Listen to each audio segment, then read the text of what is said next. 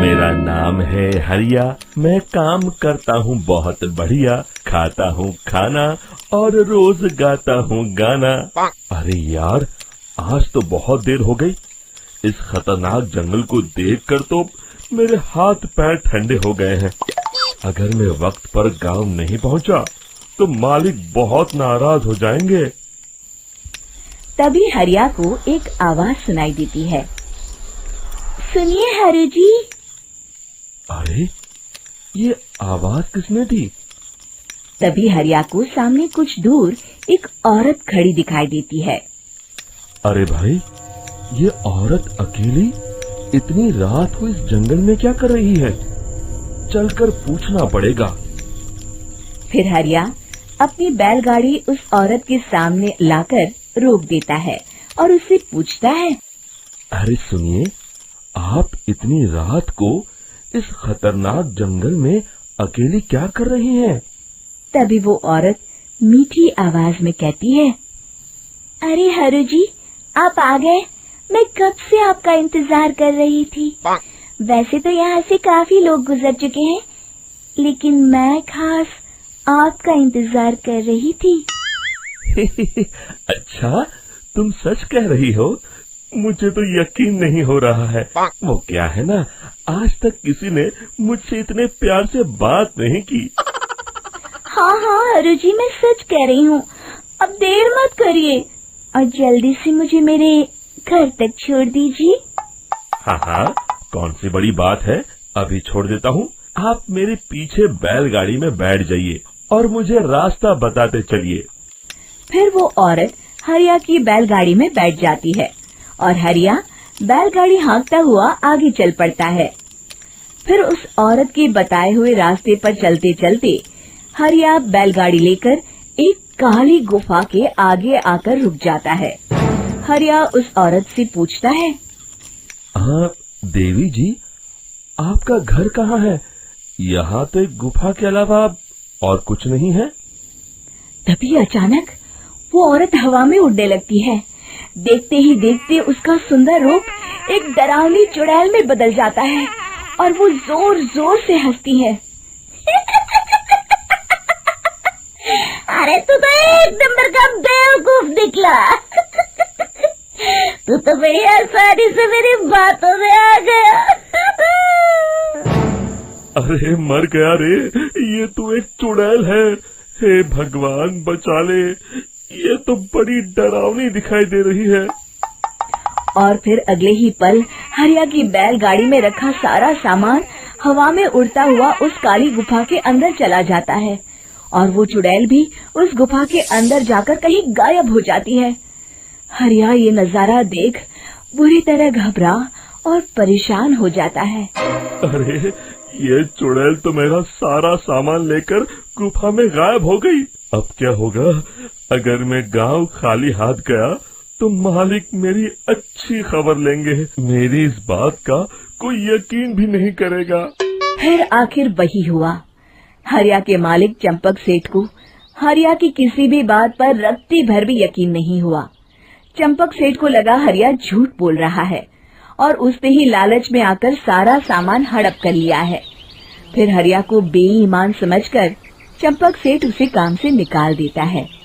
अगले दिन अपनी दुकान में परेशान बैठा चंपक सेठ गुस्से में बड़बड़ाता है। अरे, दुकान में तो सामान बिल्कुल भी नहीं है। अब मुझे ही शहर जाकर सामान लाना होगा। फिर वो अपनी बैलगाड़ी लेकर शहर चला जाता है। शहर से सामान लेकर जब चंपक सेठ वापस गांव लौट रहा होता है, तभी उसे एक आवाज सुनाई देती है। चंपक जी, ओ चंपक जी। अरे, ये तो कोई मेरा नाम लेकर मुझे पुकार रहा है। फिर उस रास्ते में वही औरत खड़ी दिखाई देती है। फिर क्या था, हरिया की तरह चंपक सेठ भी उस औरत के पास अपनी बैलगाड़ी लेकर जाता है और वो भी उसकी चिकनी चुपड़ी बातों के मुंह जाल में फंस जाता है। फिर चुड़ैल उसे भी अपनी गुफा तक ले जाती है और उसका सारा सामान लेकर गुफा में गायब हो जाती है। बेचारा चंपक सेठ लाचार होकर खाली हाथ गांव लौट आता है। फिर ये उस जंगल में रोज की बात हो जाती है। जो कोई भी शहर से कुछ लेकर गांव की तरफ लौटता, वो चुड़ैल उसे बेवकूफ बनाकर उसका सारा सामान लेकर गुफा में गायब हो जाती। एक दिन हरिया एक लकड़हारे को उसी जंगल की तरफ जाते हुए देखता है। फिर हरिया उसे रोकते हुए कहता है, अरे भाई, क्यों अपनी मौत को दावत दे रहे हो? मेरी बात मानो, आगे जंगल में मत जाओ, वहाँ एक बड़ी भयानक चुड़ैल रहती है।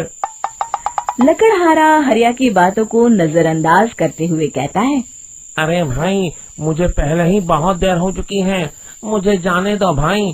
शाम तक लकड़ियाँ काट कर शहर के बाजार में बेचना है। तुम अपनी ये कहानी किसी फुर्सत में बैठे इंसान को सुनाओ, मैं तो चला। इतना कहकर लकड़हारा वहाँ से आगे जंगल की तरफ चला जाता है। फिर अगले दिन गांव के मुखिया के घर के बाहर बहुत सारे लोग जमा हो जाते हैं। तभी हाथ में कुल्हाड़ी लिए खड़ा लकड़हारा कहता है, अरे मुखिया जी, अब आप ही हमें बचाइए उस जंगल वाली चुड़ैल से। हमारा सारा काम तो शहर से ही होता है। अरे मुखिया जी, उस चुड़ैल की वजह से तो मैं पूरी तरह बर्बाद हो गया हूँ। हम सबको मिलकर उस चुड़ैल का कोई इलाज करना पड़ेगा। तभी भीड़ में खड़ा वीरा कहता है, आप लोग चिंता मत करिए, कल से वो चुड़ैल किसी को नहीं लूट पाएगी। मेरे पास एक बहुत अच्छी तरकीब है। तभी चंपक सेठ उसका मजाक उड़ाते हुए कहता है, अरे तेरा नाम वीरा है तो क्या हुआ? तूने अभी उस चुड़ैल को देखा नहीं है? जाकर अपना काम कर, बड़ा आया। तब मुखिया जी कहते हैं, नहीं चंपक सेठ, मुझे लगता है हमें इस लड़के को एक मौका देना चाहिए। फिर सभी गांव वाले मुखिया जी की बातों से सहमत हो जाते हैं और वीरा शाम को एक बैलगाड़ी में कुछ सामान लादकर उस जंगल की ओर चल देता है। वीरा, ओ वीरा, कहाँ जा रहा है? तभी वीरा मुड़ के देखता है, वही चुड़ैल एक औरत के रूप में खड़ी है। अरे बहन जी, मैं आपको ही ढूंढ रहा था। देखिए, मैं आपके लिए क्या लाया हूँ। अरे वाह, तू खुद मेरे लिए इतना सामान लाया है। तू ही अकेला गांव में समझदार है। जरा देखो, मैं भी खोल के, बड़े भूख लगी है। जैसे ही चुड़ैल उस सामान पर से कपड़ा हटाती है, एक भगवान शिव की तेज रोशनी उसके अंदर मूर्ति से निकलती है और चुड़ैल अपने असली रूप में आकर जलने लगती है। अरे मैं जल रही हूँ, बचाओ! बचाओ! ओम नमः शिवाय, मर गई मैं! देखते ही देखते वो चुड़ैल राख के साथ उड़ जाती है और सभी गांव वाले भी वहां आ जाते हैं। शिक्षा बुराई पे सदा अच्छाई की ही जीत होती है।